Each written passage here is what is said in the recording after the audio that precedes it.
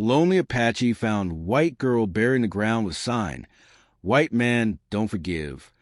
What he discovered was shocking.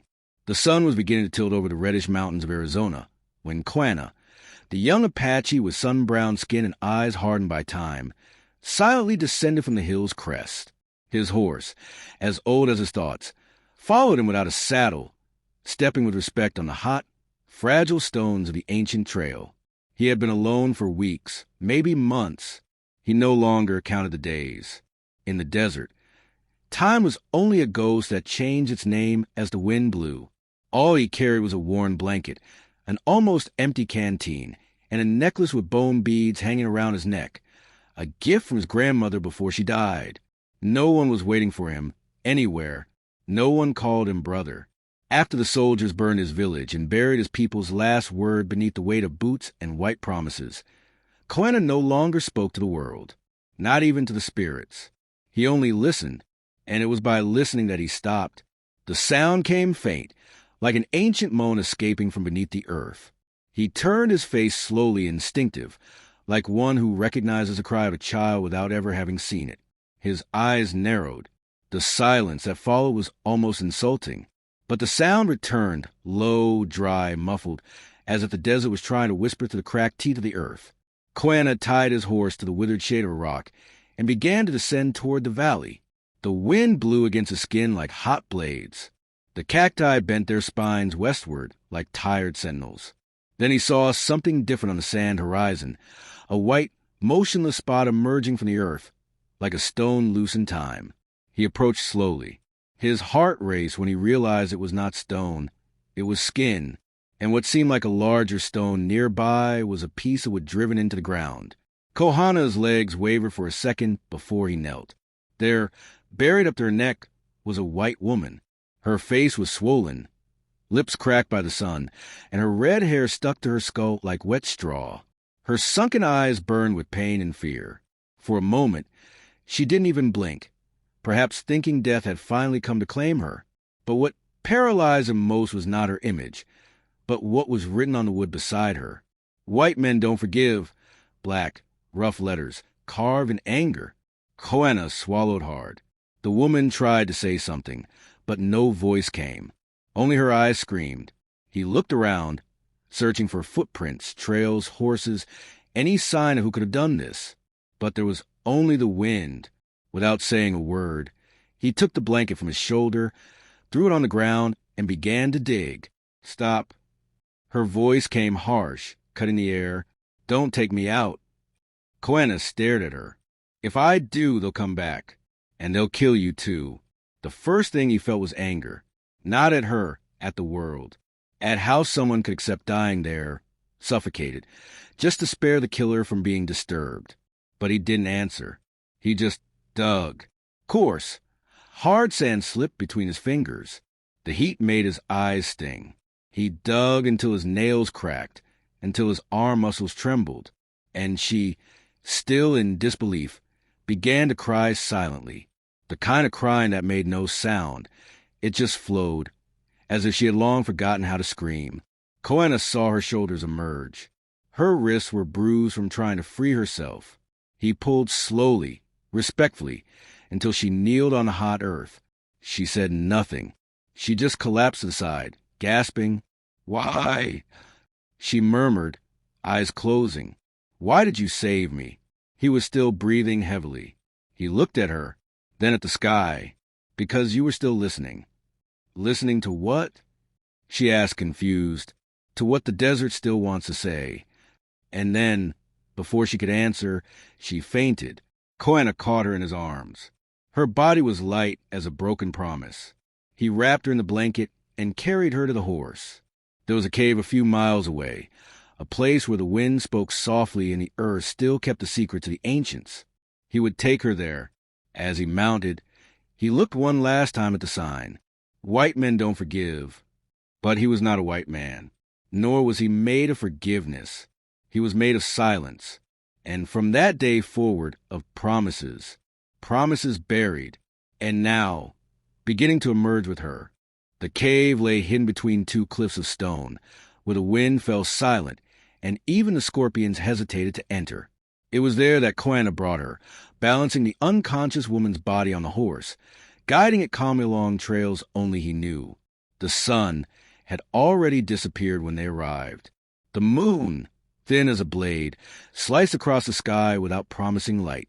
Everything around seemed trapped between two worlds, the living and those who preferred not to remember.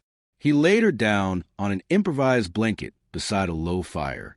He tore pieces of cloth to clean her face, moistened her lips with drops from his canteen, and waited. Hours passed, marked only by the crackling of dry wood and the sound of wind brushing against the rocks. When Evelyn opened her eyes, she didn't scream, nor was she startled. She simply turned her face and wept silently, as if finally in a place where she could unravel. "You shouldn't have taken me from there." Her voice was dry, like a snapping branch. Koana was sitting a few steps away, sharpening a knife on a stone, not out of necessity, but habit, or to keep the ghosts at bay. "I saw you," he replied, without looking at her. She coughed, turned her face away again. "They said it would be quick, that the desert doesn't forgive. But the desert takes its time." Koana set the knife aside. He approached with a small damp cloth, touching her forehead gently. Evelyn instinctively pulled away. "I don't want your pity." "It's not pity." "Then what is it?" she asked angrily, staring at him with red, hollow eyes. "Why did you save me? Because I'm weak? Because I'm white?" Koana took a deep breath. The words were trapped inside, struggling to come out, but he still didn't know how to shape what he felt. Because no one should die buried. She lowered her gaze. They remained silent for long minutes, listening to the wind and the crackling fire. After a while, Evelyn turned her face toward him and spoke, with less anger, but still guarded. "My name is Evelyn. Evelyn Mathers." Koana nodded. "Koana." She tried to smile, but her face ached. She leaned on the ground and closed her eyes. She slept there, among stones and embers, like someone who finally accepts having lost everything, even fear. In the days that followed, Evelyn slowly recovered. Her body was bruised, her feet cracked and dry, and her hands still swollen from the ropes that had bound her before she was buried. Koana gave her space. He left early to hunt or fetch water, and returned without saying much. She, in turn, watched. She began to notice the calm way he cleaned his dagger, the way he lit fires with just stones, and how he spoke little, but never averted his eyes when she spoke. "Do you live alone here?" she asked one afternoon as he cut strips of dried meat. "Not here. Nowhere. Running." He paused, then answered, "From things that no longer exist." Evelyn lowered her eyes. "Me too." That night, she asked to wash her own feet. She said she already felt strong enough. Koana prepared a small basin of warm water and left her alone, moving to the edge of the cave where he sat watching the sky. Evelyn observed him from a distance. His silhouette outlined against the night sky, still as a sculpture of pain and silence. She thought about how everything had happened so fast. How, days before, she had still been at the military post in Santa Fe, helping in the infirmary. It was there she met the soldier McGowan, who made her feel safe, until she found out too late that he didn't want her out of love, but for control. When she refused to reveal where some native children were hidden, he accused her of betrayal. The men of the platoon decided to bury her alive as a message. They placed that cursed sign with words that still pulsed in her mind like a slap. "White men don't forgive." She looked at Koana, that man of few words, who carried her, dug with his own hands, brought her water, and asked for nothing in return. He wasn't white, and he didn't have to forgive, because he wasn't the one who hurt her. But still, he chose to save her. The next morning, Evelyn woke to the smell of something different. Koana was cooking roots and meat, mixing herbs. She sat, still aching, and smiled. "You cook?" He shrugged. "Food isn't the enemy. You're funny. You just don't show it." He smiled faintly. It was the first time. Later, while the sun beat down hard on the cave's edge, Evelyn asked something unexpected. "Can you teach me to hear what the desert says?" Koana looked at her. "You already have." "No, I heard death." "No," he said firmly. "You heard life, because those who listen to death don't scream. She fell silent. The truth of those words fell like a stone into water. That night, Evelyn did not sleep by the fire's edge. She moved closer, sat beside him, and they stayed there side by side in silence, not like strangers, but like two souls who, unwittingly, were unearthing something greater than forgiveness, perhaps a promise, perhaps a new beginning, or just the kind of love that blooms when nothing more is expected.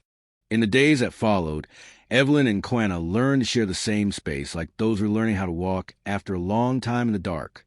They weren't friends nor lovers, not yet, but there was a kind of silent complicity between them, as if they had recognized in each other the same fracture, the kind found in those who had the world ripped away from them and, somehow, still didn't die. The desert sun was merciless. During the day, they left the cave only when necessary, to fetch water from a nearby spring, gather dry herbs, or search for firewood. Evelyn walked with difficulty, but refused help. She wanted to reclaim her body with the same stubbornness she used to silence the screams inside her. Quanah watched her with the respect of someone witnessing another trying to rebuild their own bones. One afternoon, she saw him staring fixedly into the distance. Sitting on a rock, the Apache man held a small object in his hand, something he turned slowly between his fingers. Evelyn approached quietly. "What is that?" she asked, sitting beside him. Quanah looked at her, then opened his hand. It was a silver medallion, old, worn, with a thin chain wrapped around it. Inside, something was engraved, but he closed it before she could see. "It belonged to my foster mother." "Foster?" "I was raised by white people after my village was attacked, when I was 8. She blinked, surprised. "I thought you—" "I'm Apache," he said firmly. "But I was also the son of a white pastor for a while. He taught me to read, to pray, to grow potatoes." Evelyn smiled. "And to survive?" "No," he replied, eyes fixed on the horizon. "That I learned when he sent me away after my brother chose the army." She didn't say anything, just watched him. It was the first time Quanah spoke of himself with such weight in his voice. Later that same day, Evelyn wandered alone to a rock formation behind the cave. She wanted to breathe without fear. She stayed there for hours, sitting and watching vultures circle the sky like slow omens. When she returned, Quanah was warming food. She approached with a serious expression. "You said your brother chose the army." He looked at her, alert. Was his name Isaac? The silence that followed was unlike any other. Quanah lowered his eyes. The meat in the pot was beginning to burn, but he didn't move. It was... Evelyn felt her chest tighten. She stepped back once, then again. The man who buried me alive was in Isaac Turner's platoon. The revelation fell like a silent thunderclap between them. Quanah stood slowly. "I didn't know." "But you know him," she said, her eyes welling up. "You knew he was part of this, and still... I didn't know what he did to you. Are you looking for him?" Quanah hesitated. His voice came out low. "Yes." Evelyn clenched her fists. "To kill him." Silence. "You saved me, but it was him you were looking for." "I didn't know I would find you. I was following fire trails, patrols. I thought he was behind the executions. And he was. But then I saw you, buried, and everything changed." "Changed?" she asked in pain. "Or did you just want to take out of the earth what your brother had thrown into it?" That night, there was no conversation. Quanah slept outside the cave. Evelyn stayed inside, hugging her knees. The sign still echoed in her mind like a curse etched in bone. White men don't forgive. But Quanah wasn't white. And yet, part him bled from the same iron. She thought, am I falling in love with the brother of the man who tried to kill me? And worse, is he falling in love with me out of guilt or out of pity? And if it was real, what would it change? The next day, Quanah didn't say where he was going. He left early, carrying only his dagger and a leather pouch. Evelyn stayed in the cave. She paced in circles, thought about running. But to where? The nearest town was 3 days away. She wouldn't survive alone. And even if she did, what would she return to? A world where the uniform worn by the man who tried to kill her was still a symbol of honor? By late afternoon, He returned. He held flowers in his hands. Small, dry, yellowish ones. "What are those for?" she asked. "My blood mother used to say every buried woman deserves to be reborn in flowers." Evelyn couldn't hold back the tears. Quen approached. He placed the flowers beside her blanket. He didn't ask for forgiveness, didn't beg for understanding. He simply sat down, crossing his legs like a boy before a fire. She touched the ground beside her. "Do you know the names of the children I was hiding?" He slowly shook his head. "One of them was called Nully," she continued. "She had your same eyes." Koana closed his eyes for a moment. Nali was his cousin's name. He had never known what happened to her. And in that moment he understood. It was Evelyn who protected her. Without words, he stood up, extended his hand. Evelyn looked at him, touched his fingers. She stood too. That night they sat side by side. She spoke of the first time she saw Isaac shouting a native, of how she never understood why the anger seemed louder than the gunfire. And he told her about the first time he saw his brother wear the uniform, how his eyes already looked too cold for such a young soldier. "Will you still kill him?" she asked, staring at the sky. Koana thought, for a long time. "I don't know," he replied, "but I won't let him bury you again. Not your body, not your name." Evelyn closed her eyes.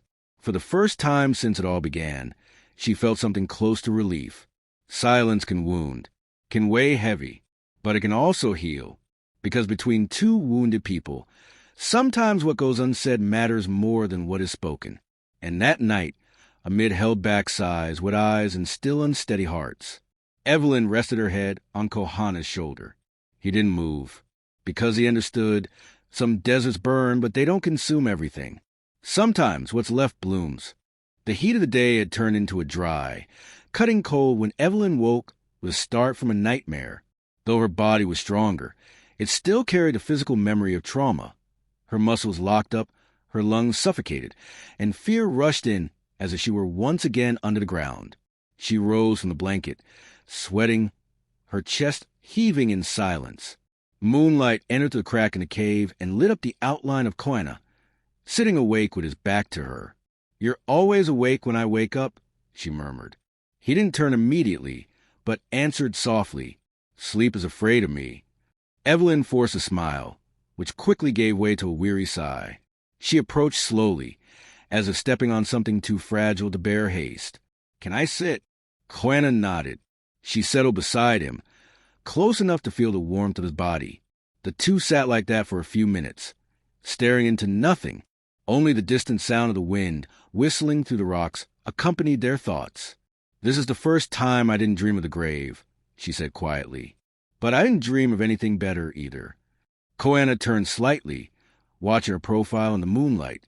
The scar on her face, almost invisible, stood out in the darkness. "My people used to say some dreams don't belong to the night." "What does that mean?" "That some dreams only return when the heart stops running." She swallowed hard. Then, with a gentleness almost timid, she reached out and touched his chest, where there was a mark, a horizontal cut, old, healed like a seal. Koana tensed. His eyes shut briefly. "Who did this?" He answered without hesitation. "I did." She frowned, surprised. "Why?" "When my village was destroyed, the old man who took me and said I had to forget my people survive. But I didn't want to forget, so I cut my chest. Not out of revenge, but as memory. So I wouldn't become just another white face among the ones that burned down my home." Evelyn let her fingers rest on the scar, with a tenderness that seemed to come from somewhere deeper than compassion. "But you're part of them, too." "No," he replied firmly, then softened. "I walked among them, but I was never one of them. I was always a tamed Indian. And when my brother chose the army, I chose silence." She took a deep breath. Her fingers were still on his skin. That simple gesture, heavy with tenderness, seemed to say what words could not, that she saw him, all of him. "You know that if I survived, it was because of you." "No." She looked at him, surprised. "You survived because there was still something you didn't want to bury." The silence between them grew heavier. His breath neared hers. Their eyes met, without fear, without hurry. Evelyn leaned forward and touched her forehead to his. It was almost a request for permission. Koanna didn't pull away. Their lips met softly, like they were feeling their way through something unknown, yet familiar. It wasn't a kiss of burning passion, but one of rescue, a meeting between two beings who had already been shattered, and who, for a moment, saw themselves whole in the other. When they pulled away, Evelyn rested her head on his shoulder. "Do you think there's salvation for us?" Koanna didn't answer right away. He looked at the moon, then at the beaded necklace around his neck. "Maybe not the kind the world believes in. But if you can look at me without fear and I can touch you without guilt, then we already have more than most." She smiled. A short smile, but true. The next morning, while Koanna went out to fetch water, Evelyn searched for the medallion he always carried. Not out of mistrust, but out of need. She wanted to see the truth with her own eyes. She found the small object among his belongings, wrapped in leather. She opened it slowly. Inside, there was an old photograph of two boys, one white, the other brown-skinned, side by side, and a name engraved in small, clear letters, Isaac Turner, 1851. She felt the ground vanish beneath her feet.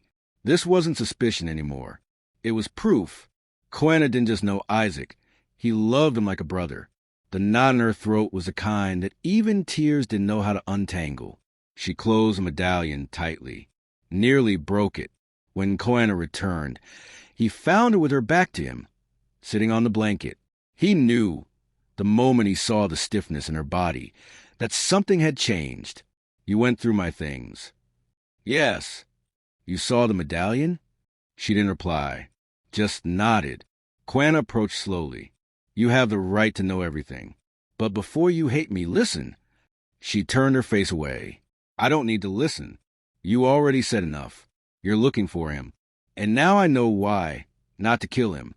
To find out if there's still something left to save." He swallowed hard, didn't deny it. "If there's still anything human in him. You think someone who buries a woman alive for protecting native children deserves to be saved?" Koanna closed his eyes. "He saved me when I was 8. And after that, did he bury more Evelyns out there?" The silence between them was now a chasm. Evelyn stood up, looked at him with anger and pain, and maybe, still, with a trace of love that refused to die. "You pulled me out of the grave, only to bury me in doubt." She walked past him. She didn't know where she was going, only that she needed to move. The sand still burned her feet, but now what burned more was her heart. Koanna stayed behind. He didn't try to stop her. He only whispered to himself, "But I am not Isaac." And there, under a sky that seemed heavier than the world itself, two survivors became lost again, not in dry land, but in each other, and the desert, always silent, simply watched. Night fell quickly over the desert, wrapping the cave in a dark, almost oppressive shroud. Evelyn remained silent, the medallion clenched tightly in her hand, her body as tense as the sand beneath her feet when she walked alone. Far from there, doubt gnawed at every thought, a flame that would not extinguish, that found no rest. Koanna watched her from a distance, his face veiled in shadow, his breathing heavy, as if carrying that secret were a silent sentence. He wanted to speak, to explain, to justify, but the words felt elusive, stuck in his throat like stones. When she finally returned, the air between them was a thin line on the verge of breaking. Evelyn faced him, her eyes filled with questions that went beyond words, questions that tested everything they had lived together. "Why did you lie?" Her voice shattered like glass. Koanna swallowed hard, the weight of that question heavier than he expected. "Because some truths kill more than lies." She laughed, a bitter sound. "Lies kill too, Koanna, and you let me die a little more with each silence." He stepped closer, hesitant, as if reaching for an open wound. Isaac isn't who you think he is." "Then tell me, who is he?" He closed his eyes and searched the thread of memory he needed to share, a burden he never wanted to divide, not even with himself. "Isaac was my blood brother. We were born of the same mother, but our paths split early. He chose the army. I chose to run. Evelyn raised an eyebrow, incredulous. To run. Yes, to run from the past, from the pain, from the choices that were destroying us. Isaac did things I couldn't accept. He sank into a world where violence was law and justice, just an illusion.